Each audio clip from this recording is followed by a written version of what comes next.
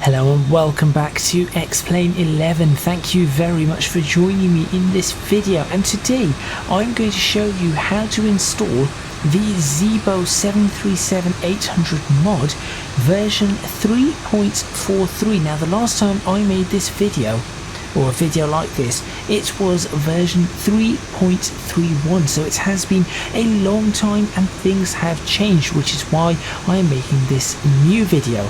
In addition to that, I'm not just going to show you how to install the Zibo mod, I'm also going to show you how to install this livery. I'm going to show you how to install things like Avitab, better pushback, the terrain radar. I'm going to show you what is available, how to customize this aircraft, how to install certain add-ons or certain mods that changed other things in this aircraft. So I'm going to be showing you a whole bunch of things that is going to improve the experience, not just for the Zibo mod, but also overall just for X-Plane 11 in terms of, for example, terrain radar, Avitab and the like. So make sure you stay tuned to see how to install this, how to get this particular livery. I'll go through all of it. All the links are going to be in the description box, and also if you have not yet subscribed and you've come across this video, please do consider subscribing. Just takes a click, watch the video. If you enjoy it, leave a like, let me know. But anyway, that's enough of that. Let's get started. Let me show you how to install this and what's available and how to configure it.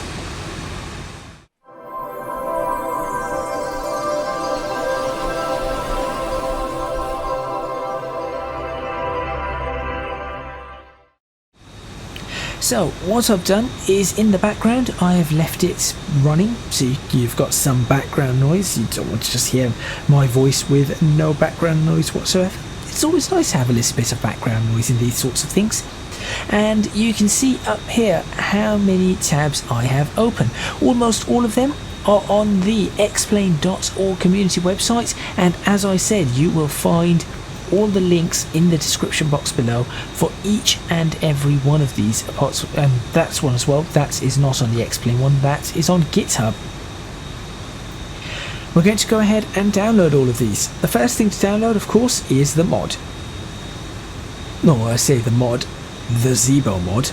Here we go. So just scroll down to the bottom of this page, and you want to grab that link there. That will take you to Google Drive. Now on Google Drive you will see that there are lots of files there. There's lots of folders. We do not need to worry about any of those. If you want to get the operations manual and the FCOM, go ahead, you can grab those, but all we need to do is grab the latest release that there is. So it could be 4.3, it might be 4.4, 4.5, 5 and _4. Right click and download that. Now if it does not download, if it says maximum allowance exceeded, all you need to do is right click it, create a copy. So click make a copy, go to your own Google Drive where the copy has been made, and download it from there.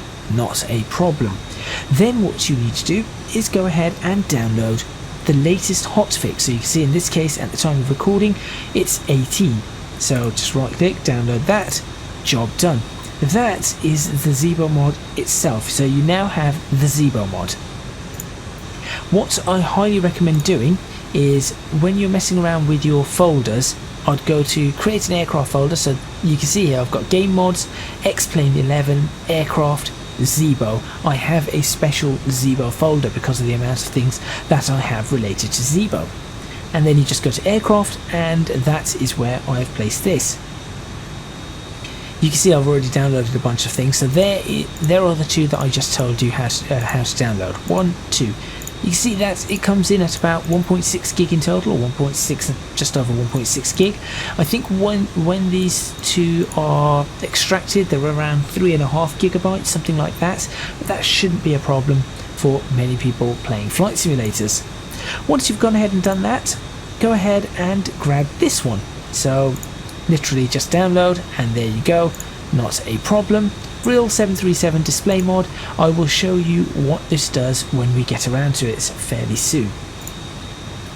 This is one that you really do not need to download, but if you like the old style FMCs, so with the green writing, as opposed to the new style, which I suppose I could potentially show you on here.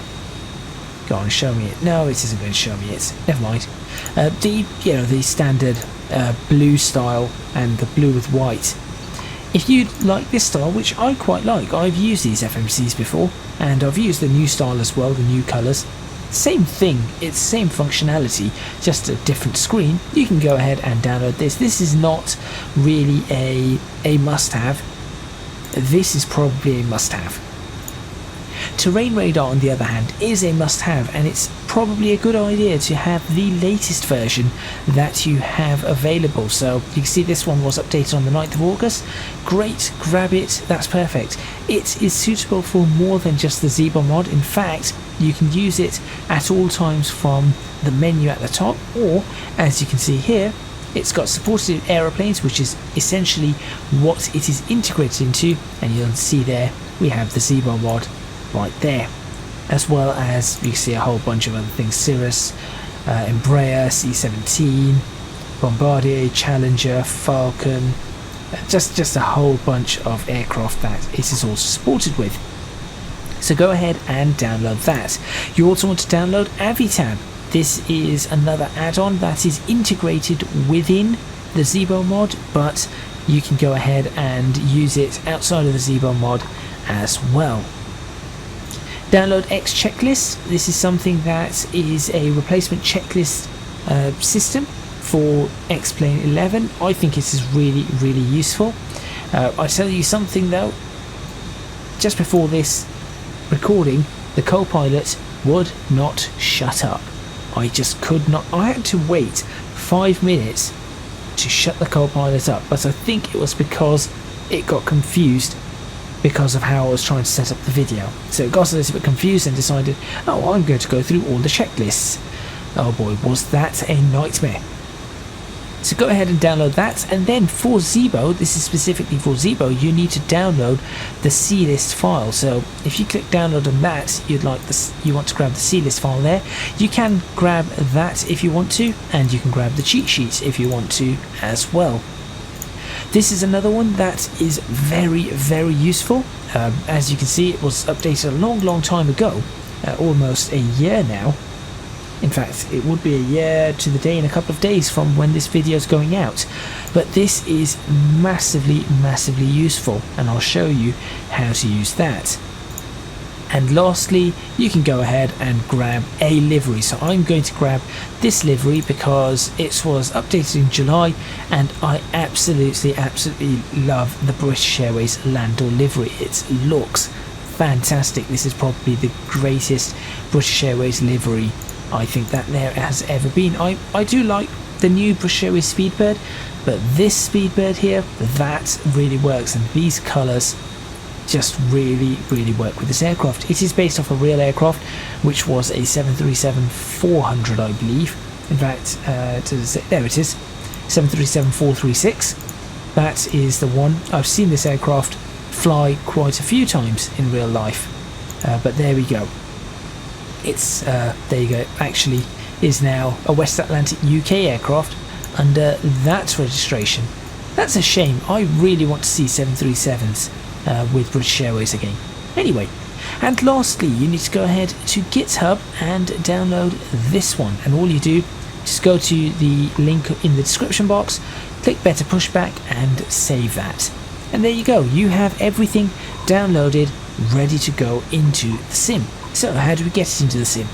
Well, one way I like sort of getting this all sorted is by doing this. I will throw one half of the screen, the other half of the screen, get yourself split views, and we will copy from one to the other. So on this side is my X-Plane 11 directory, on this side is my mods directory. First of all, unzip the mods that we downloaded. So you can see I have already unzipped them, there to there. I've highlighted them in blue, and we're going to install them one step at a time. First things first, we install the plugins. So to install the plugins, all you need to do is go to resources, that's one there, plugins, and this is where they are going to go. So double click that, go into Avitab.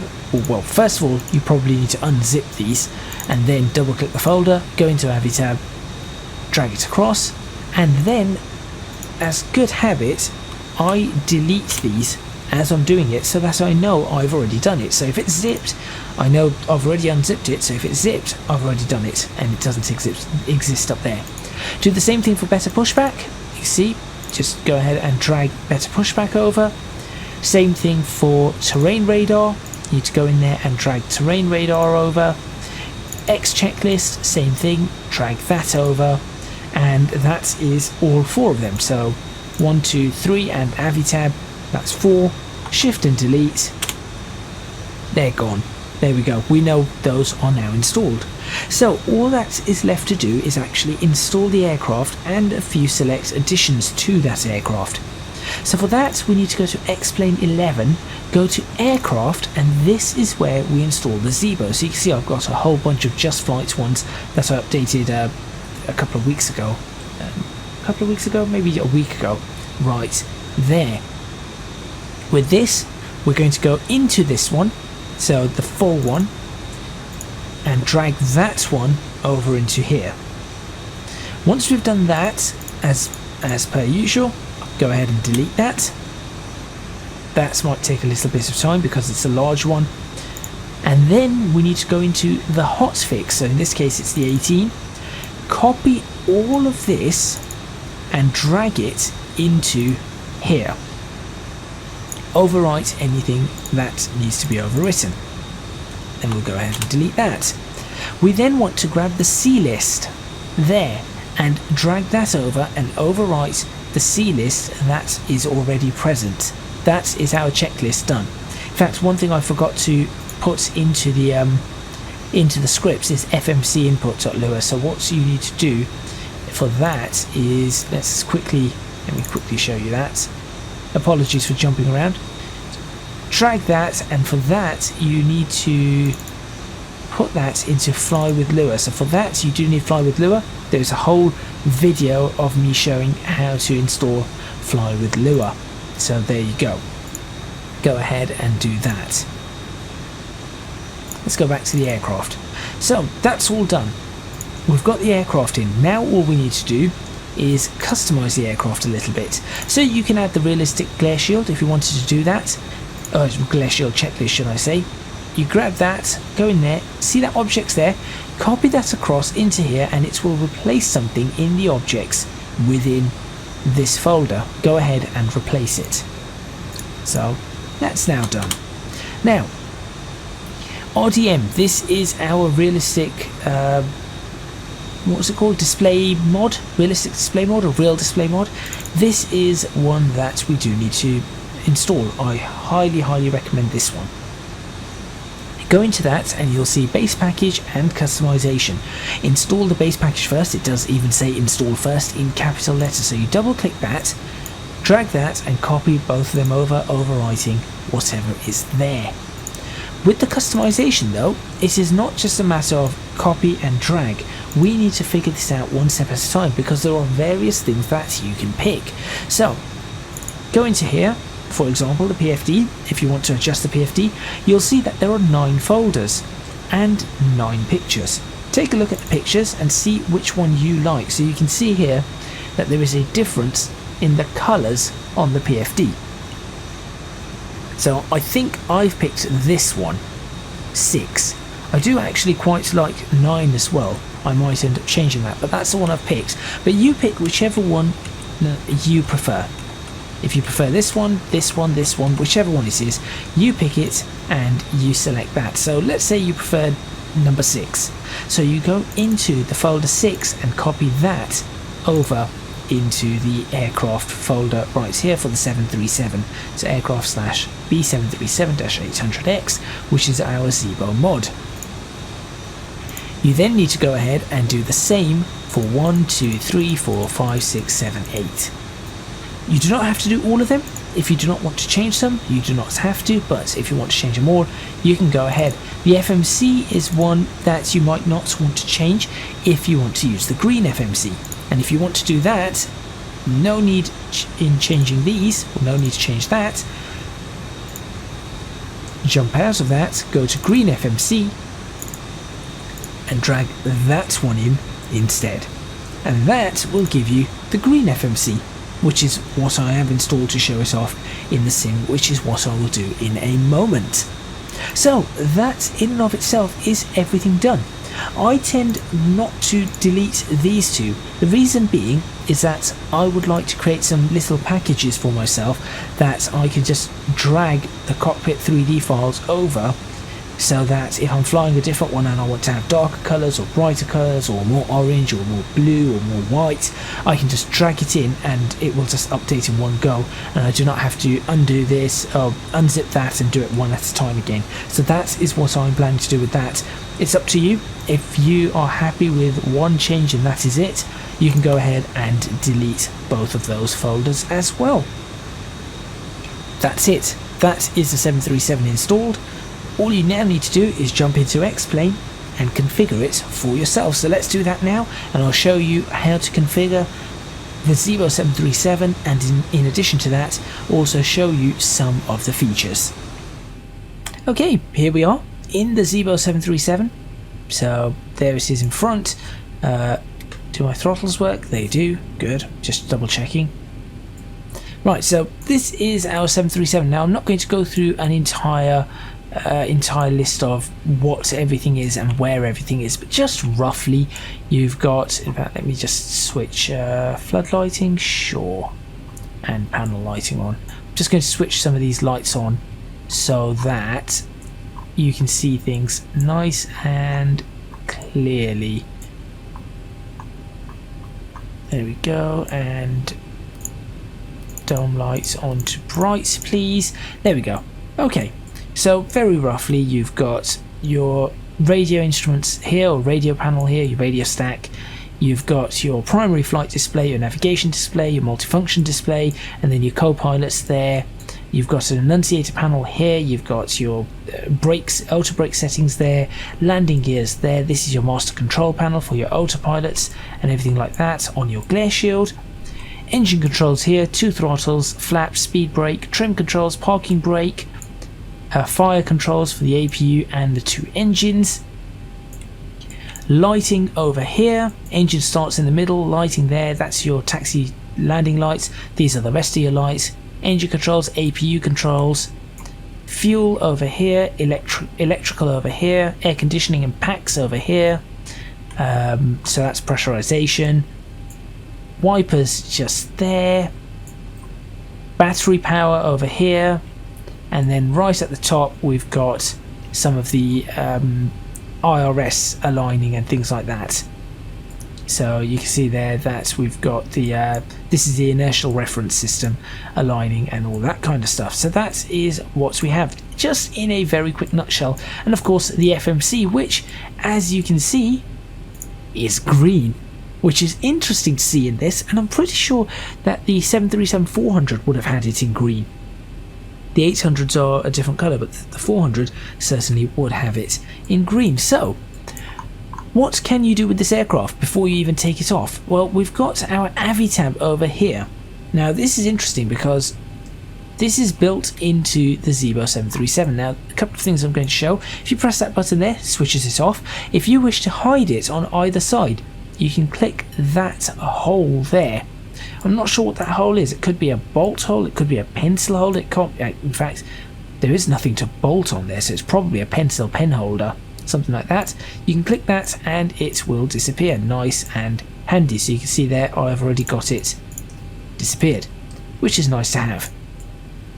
So here we go.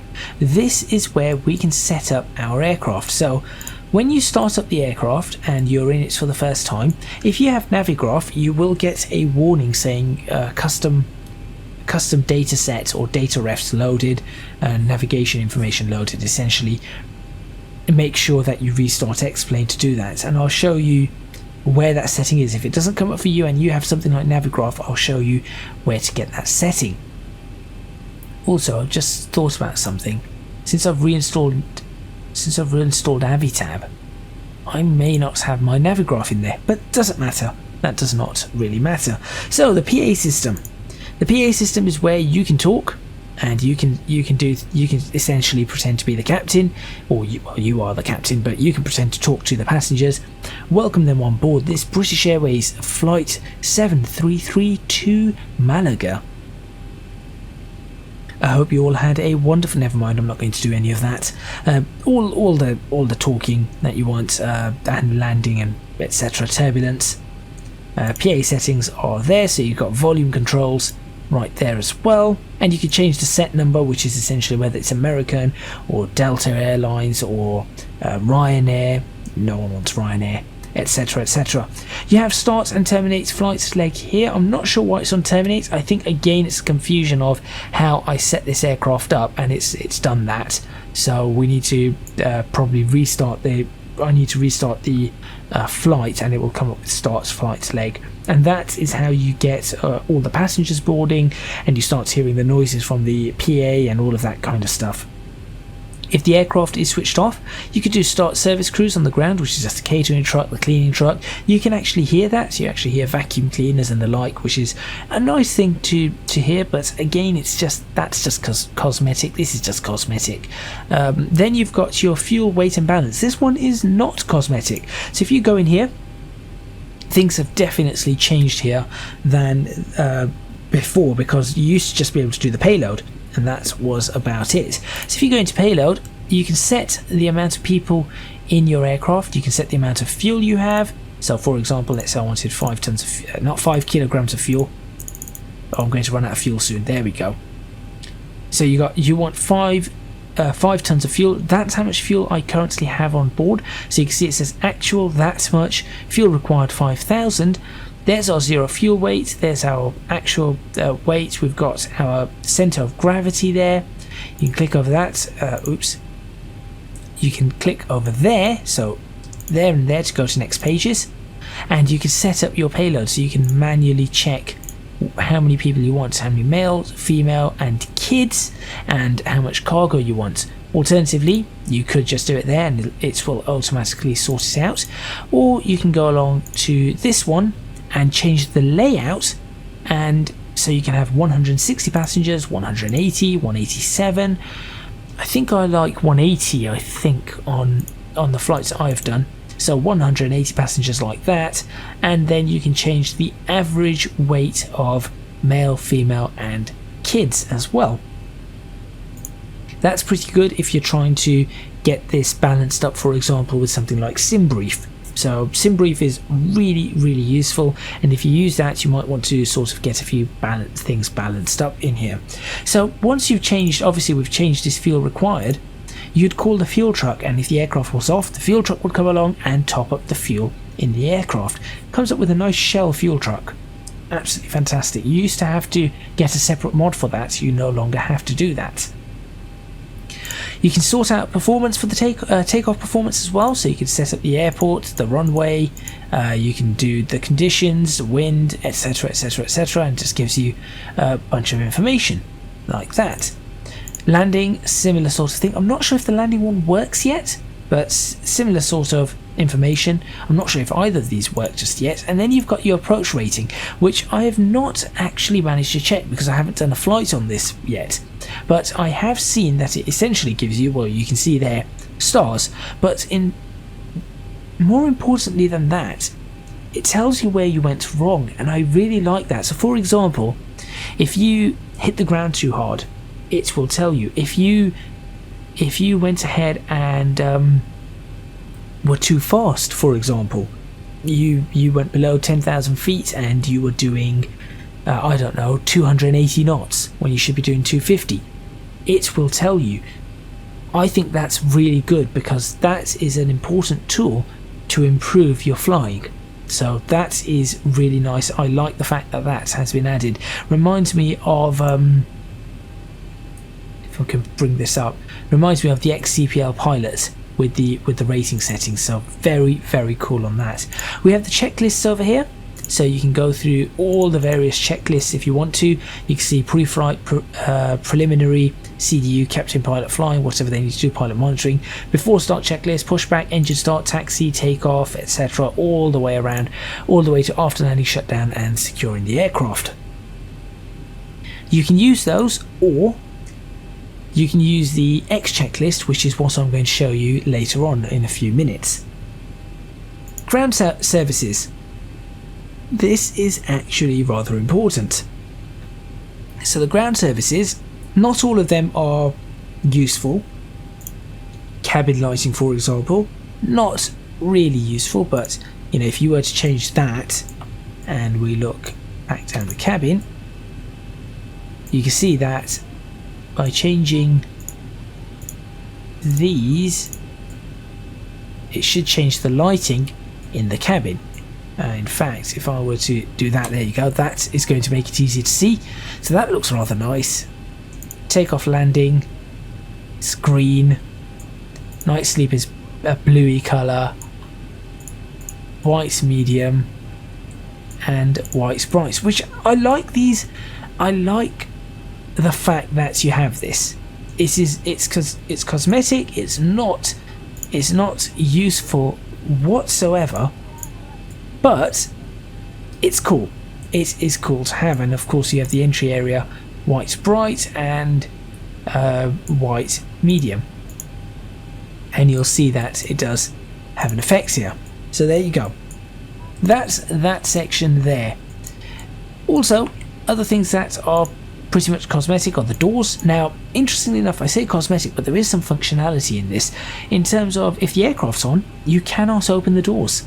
It just does not happen. And if the aircraft's off but the beacon light is on, you cannot open certain things, and you can only open the overwing exits, you cannot open the other doors, etc, etc, which is cool. But I do not think that this actually has a useful purpose in X-Plane 11 yet. I'm sure they'll figure something out. Similar for the air stairs, no real useful purpose.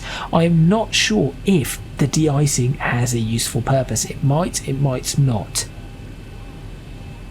The top ones though all do. So GPU Connect is your ground power unit, so you can connect that, and then by flicking this switch here you can connect to the ground power, and you'll have electrical power whilst the aircraft is switched off. Set chocks, as it says on the tin, literally just chocks on the wheels, hold it in place. Better Pushback is what we installed. So with Better Pushback you can set it up from here. You can pre-plan your pushback. I will not show you how to do that in this video, but you can pre-plan your pushback and it'll give you an aerial view, and you can click where you want your aircraft and use the mouse wheel to rotate your aircraft, and then go into Better Pushback, and well, you can do a pre-plan from there as well. Press Request Pushback, a tug will come along, push you around, you can do the disconnect, the reconnect and terminate, and that is how you do that. ASU Connect is your air supply unit, and I'm not sure, I think with the air supply unit it allows you to switch certain things on without requiring APU usage, I believe. I've not ever used an ASU, I'll be honest. I normally go from GPU to APU and never use an ASU. So there you go. I think it's because it will give you, the air supply unit gives you the air pressure required to start the engines without requiring an auxiliary power unit or something like that. But anyway, I digress.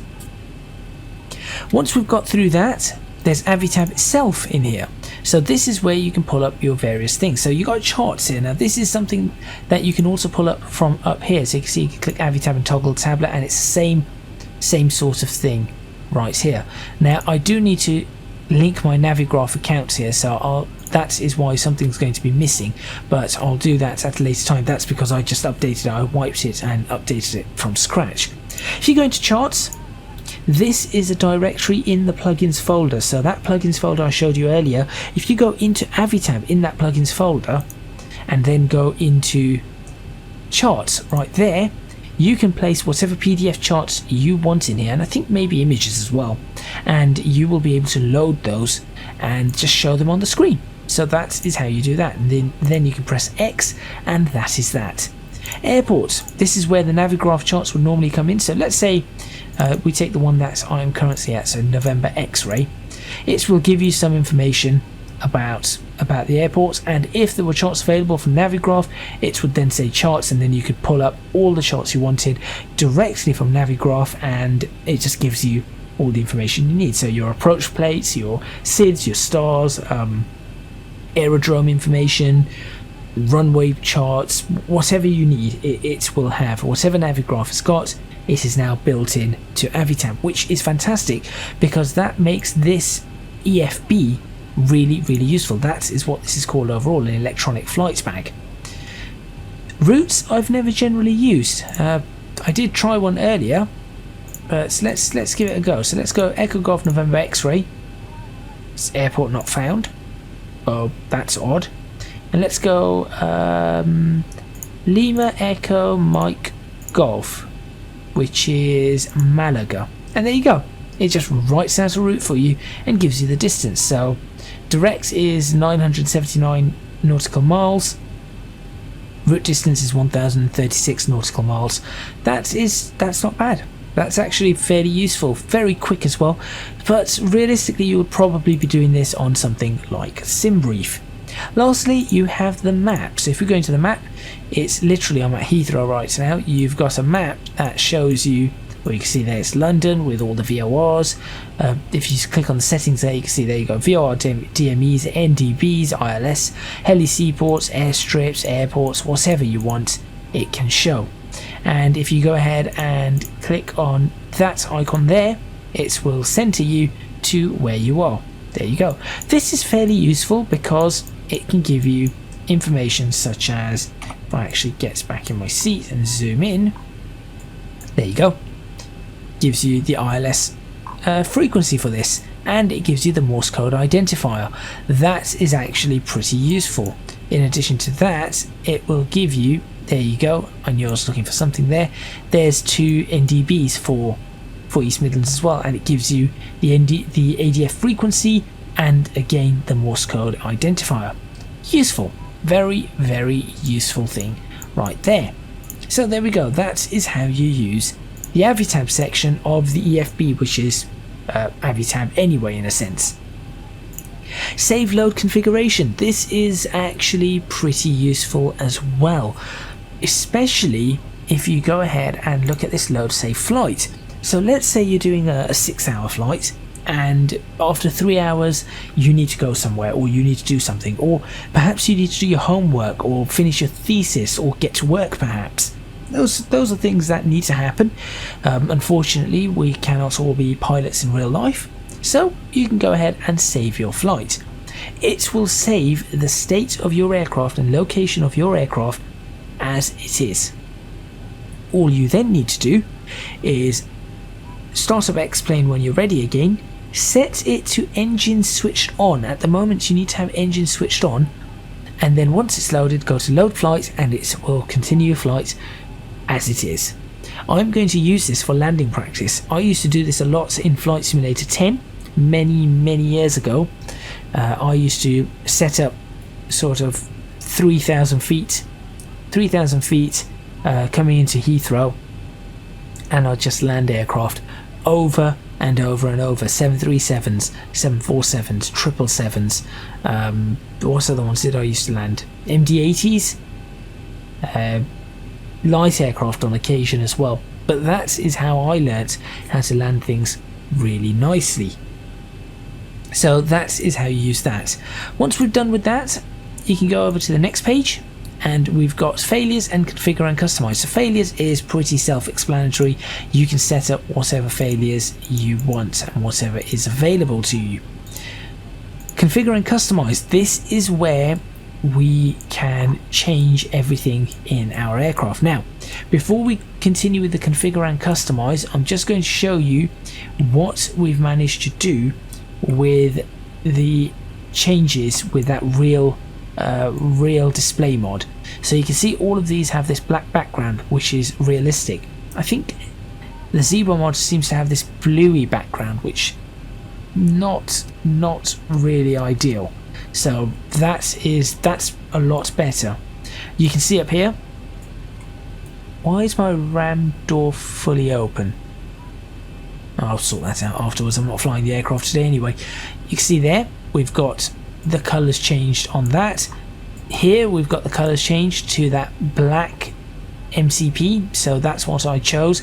There's a bright blue one, there's a dull, very dark green one, there's a duller blue one, there's a more vibrant blue one as well, so you can do that. Similarly for these, we've got the green FMC, and over here we've got the various different ones that I changed. Now you can see here the Squawk one does not match these, which is a shame, so I need to figure out if I can get the Squawk one to match that, so that's something to change out.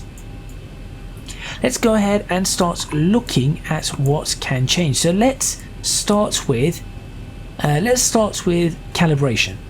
So that is to sort out my throttle controls, so you can see all my pitch and everything.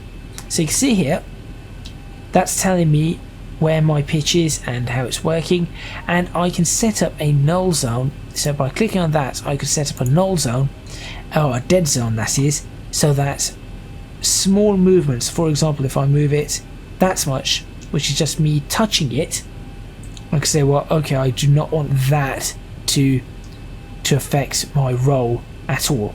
I want that much to, because I've got essentially that the stick is a little bit wobbly like that. So you can see that amount of movement going forward, backwards, I would want to dial that out. So let's, for example, say 1. Let's see what that gives us.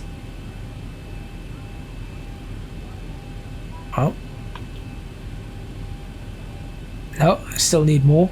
Let's try 5. There we go. Now that movement, as I'm moving it, does not do anything on the roll. So I'll try 2 on here. Still a little bit, as you can see, as I do that. So I'll try 3. There you go. And now it's only when I add. Now you see, I've noticed. No, that's about right. There we go. So now that is a good pitch and roll dead zone for me. So that's something really important to set up. And for the yaw, I think I will set up a little bit on the yaw, just a tad. Actually, I think 3 might be good for this as well. Yep, there you go. So now I've got my tiller set up on that. So we can do custom flaps axes. I do not have that, unfortunately. We can do flap detent, which I do not have. Custom speed brake axis. I do have a custom speed brake axis, but I think it's because it's a rotary, it does not really see it properly. I could try this. So let's have a look outside. Check my speed brakes. There's my speed brakes, like so. So that's full, that's closed. Not sure if what would happen if I did that. No, that doesn't actually do anything, it seems. Yeah, that does not actually do anything. That's fine. That's because it is not an actual axis and I've not set it up. So we can go to the next one. Detent noise, yeah, etc, etc, etc. Custom landing gear axis. So you can set up a whole bunch of things here. That was calibration.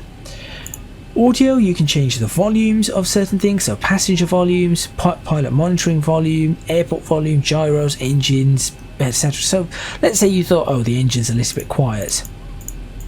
I'll bring the engine volume up. Let's say you thought that, I don't know, certain things were too quiet. The passengers were too quiet, bring the volume up. Ideally, you'd probably put the passenger volume down, but it depends on what you want to do. AC volume. What, assessor Corsa volume? I'm not sure. Anyway. Audio features. So you've got, here we go, passenger boarding noises. Passenger chatter, off. Now you might have been just able to hear the passengers in the background. They should now be gone. Airport sets, you can change these as you want. Mute trim wheel, I wouldn't, but just to give you an idea, is to avoid that noise. I like that noise. So that's kind of important. So I leave that off. Analog gyros, I leave that on, fine. Mute FMC, that's so the FMC doesn't give you Let's try something. There, those noises. So if you do not want those noises, you can mute the FMC. Packs applause if passengers want to applaud every time you land an aircraft. Sure. Takeoff announcement trigger, wing lights, position lights. I find this one annoying. I wish there was an off option on this. That would be really nice. General configuration. Here we go. So, global units if you want to use kilograms or pounds. Pressure units if you want to use inches or hectopascals. So, you can see that that's there and that is there. So if I go ahead and change that to inches, you'll see that... Oh, that's not there. Why are you not changing? Oh, well, that's because you got to change here. Change that there. You can see that that's 2992. That is that. So when you're setting up the aircraft, depends on what you want to use. Minimums, radio or barometric. So again, that's something you can change here as well. So I'm not entirely sure why you need to change them on this if you can change it there. Hide yoke or show. That's there. You can also click about there, and that will hide and show the yoke. Chocks on startup, self-explanatory. Engine no run. Do you want it to start cold and dark or in a turnaround state? I quite liked cold and dark, but if I did a loss of flights, I would probably want turnaround. VOR radial course on or off, which I cannot show you yet because I do not have a VOR course set up. Flight plan save formats if you want to save as FMX or FMS. I'll probably save it as an FMS. Checklist simple or detailed. I'll set detail.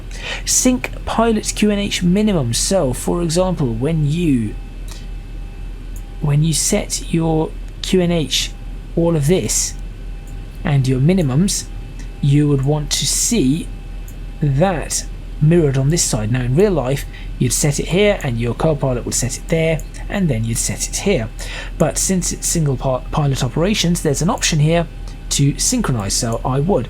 Sync pilot standby barometer, yep, I would probably do that as well. Headset com radio captain. Hide cockpit seats. Wait, that's a new one. That's a new option that I've not seen. Oh, that's awesome. That is genuinely awesome. Now, the thing is, does that mean I can go through the seat? Ah, interesting. Hide cockpit seat, but the seat's still there. It's just invisible. Very, very interesting. So the seat is still there, but it does look nice because then you can see these buttons over here. Yeah, there you go. That's pretty cool. That is pretty cool. Just remove the seats. They're not easy. I will admit, just as an aside, these are not easy seats to remove. I've tried removing them before. There's some bolts across here. There's bolts across here, and you sort of push it out of the way. You've got to get your hand or yourself in here and then unbolt it, or at the front, if you push it back as far as it goes, at the front, unbolt it and then try and pull it out. This is a very small space. It is a really, really small space to be in one of these when you're trying to do things with it. So removing the seats, not recommended. But sometimes you have to remove the seats if they're broken, or you need to replace them, or you want to fix them up in some which way, or whatever it is. Right, and here's that one that I was talking about earlier with the Navigraph data. So if you want to create custom nav data and switch that on, what will happen is that it will synchronize things like the Navigraph data and their frequencies to what we have in X-Plane. And this is not just for this aircraft. This will be for all the aircraft in X-Plane. So for example, if a frequency had changed and Navigraph says it's this frequency, or whatever you're using says it's this frequency, this is the new one, X-Plane may not necessarily have that frequency. So I do recommend you do that if you have something like Navigraph. It will then require a restart, and you can see there you go, you lost all your user nav data. You do not need to report the bug because it is not a bug, and you need to restart X-Plane. There you go. Visual effects. For this, you can have windshield effects on, so essentially that's rain. If you have X Enviro, you can select that one. If you have the Librane, you can select this one. However, it does not work currently with a Vulkan, so do not do that. If you're using Vulkan, nothing will happen, so just leave it to on for now. Windscreen reflections, you can see the reflections there. Gauge reflections, sure, let's try and see if we can notice them. In fact, you can quite nicely. There's your reflections. So when you look at these reflections, I would assume that if these are real-time reflections, if you're getting a lower frame rates, then perhaps you might want to. I'm just trying to see if these are real-time reflections that we're seeing. I cannot actually. Yes, they are. See, so if we switch off gauge reflections, oops. There we go. There you go. No reflection now, and that will improve your frame. So if you are having frame rate trouble, that's one thing to take a look at. Or if you just do not fancy having reflections on them, have a matte style screen, which actually does not look that bad. Personally, I might leave it like that. I'll see. Let's put it back on for now, and I'll see at a later time. I might just do that. Passengers, show, hide, automatic. Do that. Show passengers. Are you in there? There you go. There's passengers in there. Hide, and suddenly Thanos has clicked, and they're gone. They're available on the next plane over. That's why. Right. I'll leave them on hide. Strobe effect in cockpit. Now this one is so. If you've got your strobe lights on and you're flying through cloud, you can have the strobe light flashing in the cockpit. It can be annoying, so you can just switch that on and off. I'm leaving it on. If it starts getting annoying, I'll switch it off. That's what I'll do. VR particle windshield rain, of course, if you're using VR. Show FPS error number. I like that. That shows us up there. As you can see, that tells me what my frame rate is, and if something goes wrong, for example on the FMC, it will show up the error up there, which is really helpful. Flight director helper, I'd like switching that on. It gives us something else on the flight director, which well, it's not going to give me the flight director because I don't have anything tuned in, but it is a useful little thing to have. Realism, I quite like these as well. Align time, real. So real, I think short is 30 seconds, I think, whilst long is 5 minutes, roughly around that, and real depends on where you are in the world. It could be short, it could be long. Refuel time, you've got real, long and short. Short is instant refuel. Long and real are the fuel truck comes along and it takes its own sweet time. Pause at T/D, that's top of descent, so you could fly the aircraft, for example, on autopilot, and you could just walk off, and at the top of the descent it would pause the sim, so that when you come back the aircraft hasn't just decided to try and land itself and crashed. So that is there. Yoke movement, so that is, you can have that off. So when it's on autopilot, it does nothing, or disconnects autopilot. So if you were to pull on the yoke, so let me try something. There we go. If I did that, and then there you go. That was me moving the yoke. So I'll bring that up again, and I'll show you. There's off. Autopilot's on, and you can see I have no, apart from the tiller, I have no control of the yoke. Right, and then once I switch the autopilot off, I have control of the yoke. Alternatively, you have disconnect autopilot, so I switch that on, and then if I were to move the yoke a significant amount, so it's not just a small movement. Again, I'll show you. Look, I'm moving the yoke very little; it doesn't do anything. But if I move it suddenly, there it goes. That disconnects the autopilot, and then you've got CWS, which I'm not actually sure how this one. No, that still disconnects. Maybe it's that. Ah, there you go. So that does not block it. There you go. So that's how that is. I'll set that as disconnect autopilot. That's kind of useful. Parking brake set real simply. So if it is simple, it is just pull that. If it is real, you need to have your brakes pressed, then you need to pull that. That is how the parking brake works in real life. So I've done it before. You really just push in both toe brakes, and then you lift the parking brake, and that sets it. FMC input lag, you can switch that on so that you can see that there is a lag on the input there, or if you wanted it off, everything is pretty much instant. There you go. Speaking of FMC input, if I press F1, you can see it says up there key inputs enabled, and then I can, if I wanted to do this, oops, how do I type? There you go, I can just type. I'm now typing with my keyboard in there. So that is what the FMC key inputs one was. There you go, see? That's quite useful, and then you press F1 and it gets rid of it, and job done. So I do like that one. Input lag's actually quite nice to have. And then autopilot yoke, neutral, tolerance, real or simple. I've not actually tried that, so I'm not too sure what to say on that. Hardware wise, this is also fairly important. If you have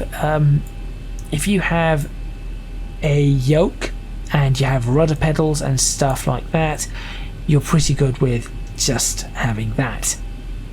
If, like me, you do not have rudder pedals, you need to press that, bring it to symmetric so that when you hit the brakes, it will apply both toe brakes simultaneously at equal pressure, not just a single one. You could, of course, set that to be two separate controls and then try and do it like that, but that's up to you. Nose wheel axes. Now, this is where you've got on, and you can see now I'm using my that was a mistake. Brakes. What's my brakes? Come on. There we go. That is what I wanted to do. So going back to where I was, where was I? Over here. There we go. If I move my yaw controls or my rudder, you can see it's not moving the tiller, therefore my nose wheel is not steering. If I move this to yaw, it now controls it on the rudder. If I do it to roll, it doesn't do it on there, but it does it when I turn my ailerons. And then you've got VR, which is just obviously if you go there and grab it in VR and then turn it. So I like to leave this on yaw because that one makes sense to me. Throttle noise lock, I leave that off. Parking brake removes chocks. I think that's a good idea. Auto throttle engaged lock throttle. So this is important. The reason this is important is that if you have your auto throttles on and you mess around with these like that, that will start disconnecting your auto throttle if it's not in the right place. So if I switch that on, when the auto throttle is engaged, I could move this. Now I know it's not going to do that right now, but I could move this, and can you see that? Can you see the blue marker just there? That blue marker is the position of my actual throttles, my physical throttles, and the autopilot could be anywhere, and it will just tell me where that marker is, and it will not disable or mess around with the auto throttle settings, which is something that has happened in the past.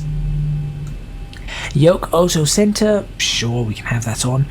I do not have runner hardware, I do not have smart autopilot MCP knobs at all, I do not have this, XHSI, I do not have that, I have none of this. And then jetway power, if you've got the SAM add-ons, you can switch that to SAM or on, it depends on what you want. Lastly, this is all visual, and it's useful in a sense, but it's pretty much all visual. So fuel gauge, right now you can see the fuel gauge is there, so you can either have it like that, or you can have it side by side like that.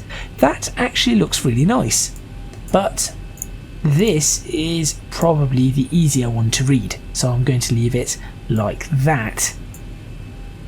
Navigation display, You can have your track up, or you can have your heading up. So that is up to you, and you can see there it changes from track to heading at the top. You've got the distance rings. At the moment they're on yes. If I switch that to no, you can see that they all disappear and it's just left with markers with numbers there instead. If you bring the rings back in, the number moves slightly higher and the markers are all gone. I think the distance rings are fairly useful. You've got LDU, lower display units, flight control. So if I do that, oh, there's a bug there. Hello, I found a bug. That is not supposed to be like that. Interesting. Flight controls is this one, I think. Yep. So if I press no on that, you'll see that it disappears off the lower control unit. Or you could get rid of the brake temperature if you wanted. No brake temperature, just hydraulics. Or bring them both back like so, which I quite like. That's interesting. That error is not something I've seen before. That's something to perhaps look at. But there you go. I quite like having all that information there. IRS position entry message align. So that would come up in the FMC, I think. That's you can have that as a yes. That wouldn't be a problem. Long LED strobes, right. This is where things get interesting on the outside. This is essentially where we're going to end. So if I go ahead and start up my strobe lights, there we go. If you have a look at them outside, these are my strobes. So you can see it's blinking quickly at the back, and you've got these long strobes at the front. Now I'll be honest, I have never ever been a fan of the long strobes. I just like shorter strobe lights. So you can go in here, just change that, and there you go. Ta-da! Much better. I would absolutely love it if you could have the multi-light flash. You know, where it used to blink 3 or 4 times. That would be lovely, because it wasn't LED then, it was actual strobes and not LED lighting. So that's how you do that. Winglets, you've got 3 modes. You've got the blended, none and split. Again, on the outside, this is none, so you can see no winglets there on the edge. Blended would have the winglets swinging upwards, and split is the scimitar winglets, which is up and down. So let me show you blended. There's the blended winglets. So you can see now the reason they call them blended is because you can see that it has a nice smooth curve. This is not just straight up, and I do like the blended winglets. I really do genuinely like these ones. And then you've got split, which is your scimitar winglets, which I also do particularly like the scimitar winglets, but for some reason on this aircraft it just does not seem to work, does it? So there you go. I'll bring that back to blended. Satcom, satellite communications, goes on top. It's a sort of bump that goes on top, so you can have it at the front, at the back, or on both. So let me just show you both so you can just see what they look like. And there they are. There's the little Satcom bumps, which I'll be honest, they just look really odd. So I just do not like them whatsoever, but it's up to you. If that's what you want, that is fine. You'll notice that outside you can see the lights are flashing in a weird pattern. They're doing pulse landing lights. Well, you can switch them off just there, and there you go. That's that. You can also change the lights from LED to halogen, and in fact when you do halogen you end up with that. When you go to LEDs you only have when you go to LEDs you only have the 2. Now I really do tend to like the halogen lights for a simple reason, is that we have retractable lights on this at the bottom. There they are, those lights, the retractable ones. I absolutely love those lights being like that. I think it's just so cool to see an aircraft coming into land with that amount of lights, coupled with the taxi light. That's just incredible. I just think that's really cool. 1, 2, there's 2 lights there, 1, 2, 2 more lights there, and 1 there. So you've got 2, 4, 6, 7 lights for landing. Fantastic. Let's switch the taxi light off and let's pull the retractables back. Low oil pressure. Uh-oh.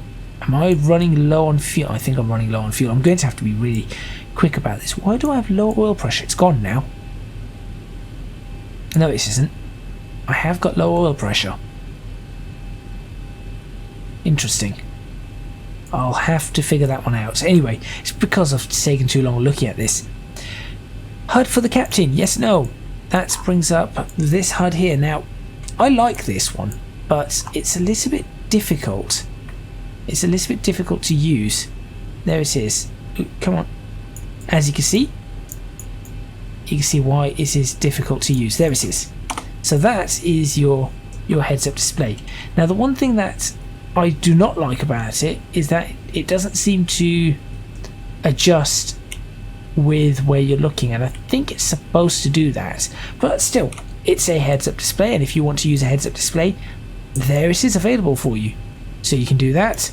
Though I've used it before many times in the PMDG, I think I'd do without. I've flown without before, so you just press no. PFD angle of attack, which is over here, so you can see that that is -4. I would much prefer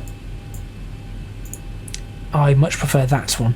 I like that one, not RA and not just that. I like that because it says it there and then it gives it there as well, which is perfect. Comm radios, decimal digits 2 or 3, so that's for down here. So you can see we can have 2 or 3 on these.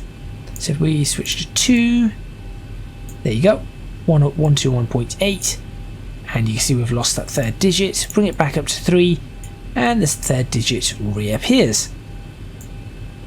Multi-mode receiver, yes or no. If we have no, you're down to this, your standard navigation one. If you go to yes, we have our new fancy one, which is ILS, and you can do all sorts of stuff on this. So you can change the mode, glide slope, VOR, ILS. So that is what you have there. Aspirated TAT, outside temperature one. What's it called? What? I've completely forgot what that is. Oh wow, I've just had a complete meltdown on what that temperature probe is.